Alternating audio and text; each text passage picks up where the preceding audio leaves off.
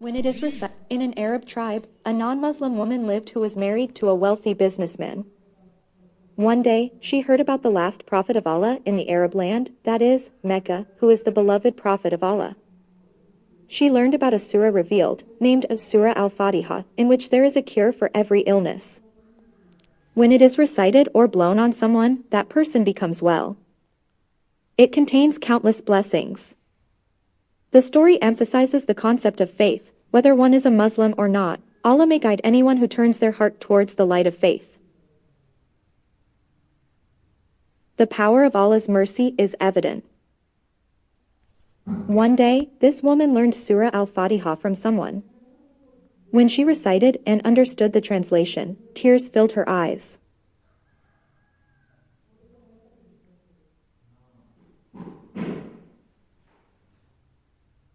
Every time she recited this surah, Allah would rectify her troubled circumstances. One day, her son was bitten by a venomous snake.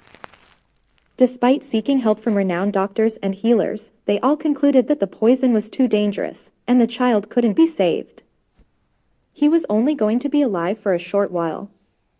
The mother was distraught, and her husband was engrossed in worshipping his deities, seeking help from them. When no solution was found, the woman remembered that she had read about Surah Al-Fatiha, which contains healing for every illness. With faith in her heart, she thought, if I recite it over my son, will he be cured? Allah had already intended to bring her towards faith. The love for Islam increased in her heart, and she decided to influence her son positively. When she recited Surah Al-Fatiha and blew on the place where the snake had bitten her son, he miraculously stood up as if he had never been bitten. The husband, instead of being happy, accused her of practicing magic. She explained that it was not magic, but a surah from the Quran, the holy book of Muslims, which had healed their son.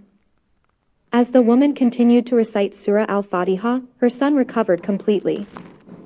However, her husband, filled with hatred for Islam, started mistreating her. Despite the difficulties, she remained firm in her faith and continued reciting the surah. One day, her husband left for work, and when he returned, he found the same snake that had bitten their son in his shoe. The snake bit him, and despite efforts, he couldn't survive. With her husband's death, the woman faced financial difficulties.